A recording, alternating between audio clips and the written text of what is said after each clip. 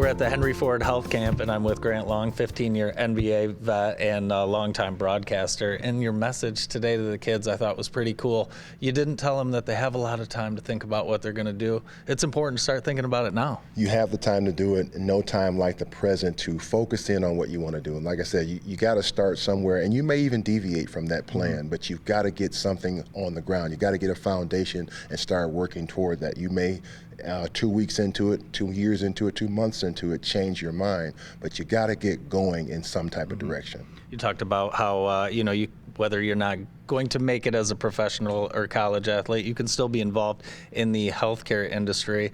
And for someone who had as long of a career as yours, I would assume that some trainers and doctors played a big impact on that. Oh, absolutely. I think anytime you have any player, any professional athlete that has longevity in the sport, it's due to the fact that they're committed, first of all, but secondly, they've got to be in good health. That's the one thing that we often talk about is at the beginning of every season, we hope and we pray that you're going to have good health throughout the season. And I think when you talk about having good health, a lot of it has to do with your medical staff that you've assembled.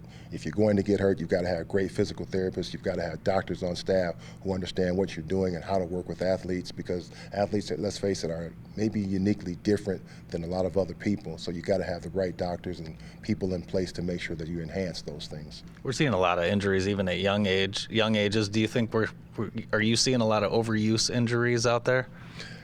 Absolutely, 100%. You hit the nail right on the head, because we play just about every day, but you think about it now, players are playing, not as much as we used to play, but they're playing. Then they have the special trainers. They're going to practice. They're playing and going to a special trainer. So that's a lot of pounding on young knees and whatever their sport may be in the effort to try to get better. And I've often told parents, let the kids be kids. Yeah.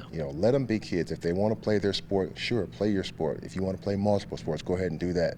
But the extra training on top of that, it can be a bit much. And not only do you get burned out, with your body and so forth, mentally you get burned out. You may get some players now that maybe even be good, but if you get to college and you've played so much basketball or whatever that sport is, you burn out really quickly. Yeah. You get tired of it. So you got to let the kids be kids. Yeah, great message. And finally, an NBA question. You played for a handful of teams. Did you feel more pressure when you played for the Pistons as a hometown boy?